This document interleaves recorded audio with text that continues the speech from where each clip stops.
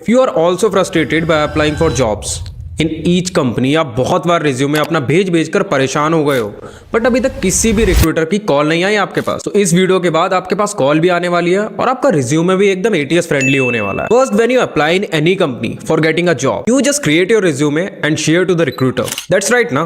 It's a very simple process we all follows up. But after doing all the things, there is one thing which is common. Not getting a single call for the interview. Let's suppose करो तुम एक driving test के लिए और तुम्हारा licence बनना भी बहुत इंपॉर्टेंट, बट तुम अपने ड्राइविंग टेस्ट के अंदर गाड़ी में बैठते साथ ही गियर डालते हो और गाड़ी बंद कर देते हो। तो तुम्हें क्या लगता है कि तुम्हें आगे फॉरवर्ड कर दिया जाएगा? बिल्कुल नहीं। सेम ऐसे ही तुम्हारे साथ होता है, क्योंकि जब भी तुम किसी रिक्रूटर के पास अप्लाई करते हो, किसी एचआर के पास अप्लाई करते हो, किसी कंपनी में अप्लाई करते हो, सबसे पहली चीज यही होती है, तुम्हारा रिज्यूमे रिजेक्ट हो जाता है। तो आपको इंटरव्यू में बैठने के लिए भी अपना रिज्यूमे सिलेक्ट करवाना पड़ेगा, और अगर ये सिलेक्ट नहीं हुआ तो आगे कुछ भी नहीं होने वाला है। आपका रिज्यूमे भी तभी सिलेक्ट होने वाला है जब आपको ये सारी बातें पता होंगी। तो इस वीडियो को ध्यान से देखना बिना स्किप करे, क्योंकि कुछ ऐसी टिप्स हैं जो आपके रिज्यूमे को एकदम हाईलाइट करने वाली है, और फिर कंपनी की साइड से कॉल भी आएंगी और आप इंटरव्यू के लिए शॉर्टलिस्ट भी होने वाले हो। Let's start the video and welcome to behind the job.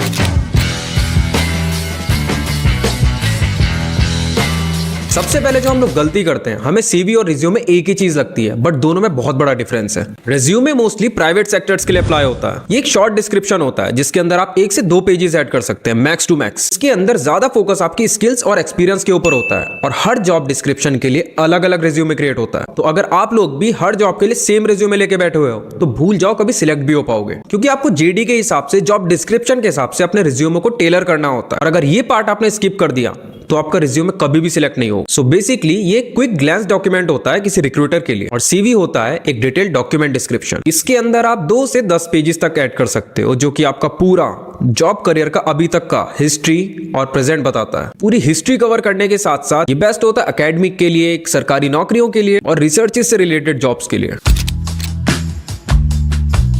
तो बात करते हैं कि रिक्रूटर आपका रिज्यूमे कैसे देखते हैं और किस तरीके से, कौन सी प्रोसेस को फॉलो करके वो आपके रिज्यूमे को शॉर्टलिस्ट करते हैं। सबसे पहले तो एक बात समझो, जितना टाइम आप खुद को देते हो, आपको लगता है कि सामने वाला भी आपको उतना ही टाइम देने वाला है? बिल्कुल नहीं। आपका रिज्यूमे 5 से 10 सेकंड के अंदर ही शॉर्टलिस्ट हो जाता है, वरना फिर रिजेक्ट। और सिलेक्शन करने वाले के पास 6 से 10 सेकंड होते हैं कि वो आपका रिज्यूमे देखे, उसमें से सिलेक्ट और रिजेक्शन दोनों करने होते। अगर आपने इंपैक्ट नहीं बनाया तो कोई और बना लेगा, और अगर अपना रिज्यूमे रिजेक्ट नहीं करवाना तो पहले ये चीज देखो। दोनों के बीच में डिफरेंस दिखा?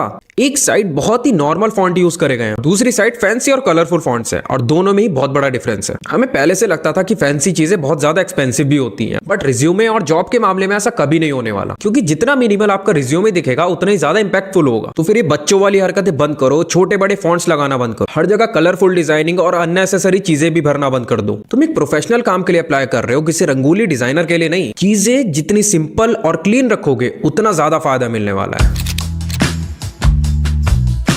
सबसे पहली चीज नोट करो, अपने रिज्यूमे के अंदर हमेशा स्टैंडर्ड फॉन्ट यूज करो, जैसे कैलिब्री, एरियल या फिर टाइम्स न्यू रोमन। ये सबसे बेस्ट है। और चीजों को बुलेट पॉइंट्स के अंदर लिखना स्टार्ट कर दो। पैराग्राफ की टेंशन मत लो, पैराग्राफ पहले के टाइम पे हुआ करता था, अब सारी चीजें बुलेट पॉइंट्स के अंदर होती है, जिससे सामने वाले को भी आपके बारे में पढ़ने में बहुत आसानी होगी। और मेन चीज, आपकी कॉन्टेक्ट डिटेल हमेशा हाईलाइट होनी चाहिए और बिल्कुल क्लियर लिखी होनी चाहिए। ये नहीं कि जॉब एक्सपीरियंस के बीच में कहीं भी डाल दिया। और एक मेन चीज और, आजकल बहुत सी कंपनीज और रिक्रूटर्स एटीएस का यूज कर रहे हैं। अगर आपका रिज्यूमे भी एटीएस को क्लियर नहीं कर पाता है तो रिक्रूटर के पास तो पहुंचने से पहले ही रिजेक्ट हो जाने वाला है। अब अपने रिज्यूमे को एटीएस फ्रेंडली बनाने के लिए आप कुछ स्टेप्स फॉलो कर सकते हो। सबसे पहले तो अपने जॉब डिस्क्रिप्शन को पढ़ो और जॉब डिस्क्रिप्शन में से कीवर्ड्स निकालो और वो सारी कीवर्ड्स अपने रिज्यूमे के अंदर ऐड करो।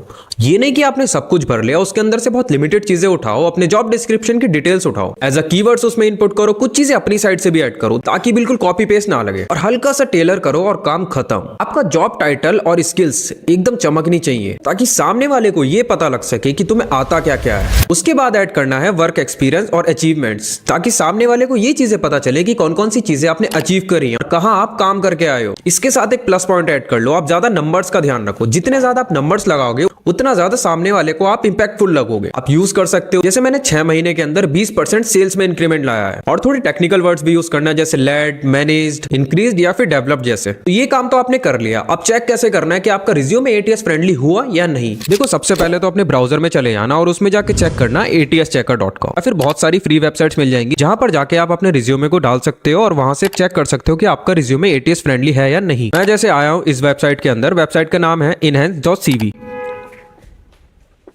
जिसके अंदर मैंने अपना डायरेक्टली रिज्यूमे पोस्ट करा है, जो कि मैंने काफी टाइम पहले बनाया था। जस्ट फॉर एन एग्जाम्पल आप इसी को लेके चलते हैं। अब मैंने अपना रिज्यूमे पोस्ट करा है, अब ये चेक करके देगा कि मेरा रिज्यूमे ATS फ्रेंडली है या नहीं, और यहाँ पे रिजल्ट निकल के आया 58 आउट ऑफ 100। मतलब मेरा रिज्यूमे अभी तक 58 स्कोर कर रहा है ATS की रैंकिंग में।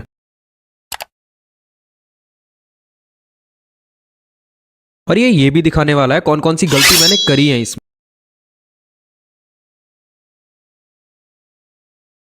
अब मैं क्लिक करता हूं build an ATS friendly resume, improve with AI। उसके बाद देख सकते हो कहां कहां इसने चेंजेस करे हैं। तो आप लोग ऐसे चेक कर सकते हो कि आपका रिज्यूमे ATS फ्रेंडली बना या नहीं। उसके बाद जो भी आपको उसमें प्रॉब्लम लगती है आप उसको वापस से जाके एडिट कर सकते हो, या थोड़ा बहुत मॉडिफिकेशन के बाद आपका रिज्यूमे ATS फ्रेंडली बनने के लिए तैयार है। और कुछ ऐसे मेजर पॉइंट्स भी है जिनको आप बिल्कुल भी नहीं बोल सकते। अगर कहीं भी आपकी ग्रामेटिकल एरर होती है तो आपका रिज्यूमे कभी भी सिलेक्ट नहीं होगा, या फिर आप कहीं भी फेक एक्सपीरियंस डालते हो तो वो रिक्रूटर एकदम पकड़ लेता है फेक एक्सपीरियंस को। ट्राई करो कहीं ना कहीं आप एक्सपीरियंस लेकर आओ, अगर नहीं है तो बहुत सारी ऐसी वेबसाइट्स हैं जहां पर जाकर आप फ्री एक्सपीरियंस ले सकते हो। वरना अगर आपने इंटर्नशिप करी हुई है तो वो भी आप अपने रिज्यूमे के अंदर लिख सकते हो। कहीं भी अगर काम में आपके गैप हुआ है तो उसको अनएक्सप्लेनेबल वे में मत छोड़ो, उसको पूरा रीजन दो और अच्छी तरीके से एक स्मार्ट वे में उसको एक्सप्लेन करो। देखो सिंपल सी चीज तो ये है कि अगर तुम्हें बेसिक सेल्स वगैरह की जॉब चाहिए तो उसके लिए तुम्हें ज्यादा एक्सपीरियंस की जरूरत नहीं होती है। फिर भी अगर कोई कंपनी एक्सपीरियंस मांगती है तो अपनी बेसिक नॉलेज का यूज करके वहां एक्सपीरियंस लगा। मान के चलो कि तुम्हारे आस पड़ोस में कोई दुकान है या किसी रिलेटिव की दुकान है और तुमने वहां कुछ नहीं करा है, आधा एक घंटा बैठ कर भी आए हो। ये प्रो टिप है, इसको ध्यान रखना। अपने रिज्यूमे में हाईलाइट करके लिख दो having a sales experience at my own business. Basic सी चीज आपके रिज्यूमे को शॉर्टलिस्ट होने में हेल्प कर सकती है। तो अगर आपका रिज्यूमे ATS फ्रेंडली और सिलेक्ट होने के लिए रेडी है और आपको लगता है कि आपका रिज्यूमे बिल्कुल परफेक्टली बन गया है, तो अब ये सुनो कि उसको रिक्रूटर तक पहुंचाना कैसे है।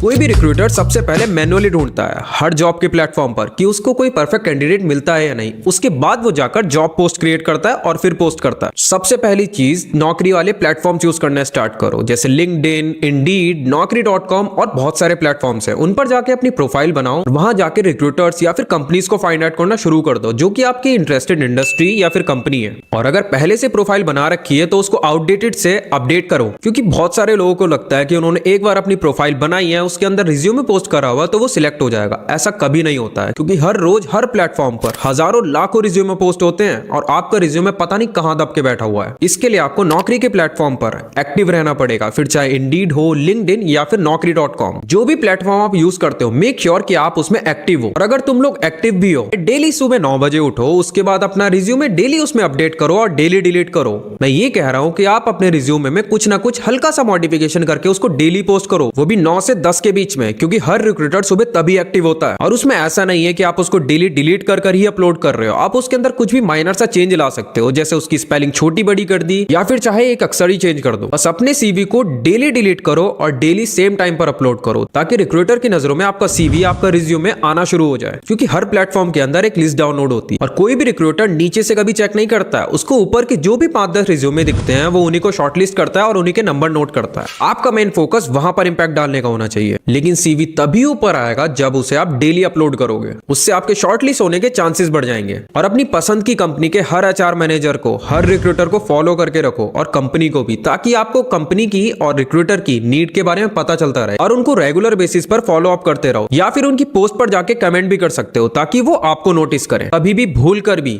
100 अलग अलग जॉब्स के लिए अप्लाई मत करना, क्योंकि कंपनी उन्हीं लोगों को प्रेफर करती है, उन्हीं कैंडिडेट्स को प्रेफर करती है जो स्ट्रेटेजी से काम करता है और फॉलो अप भी। और फाइनल चीज, नेटवर्क क्रिएट करो। नेटवर्क बनाओ अपने सेम प्लेटफॉर्म पर, लोगों को कनेक्शन रिक्वेस्ट भेजो और बाद में उसे यूज करो।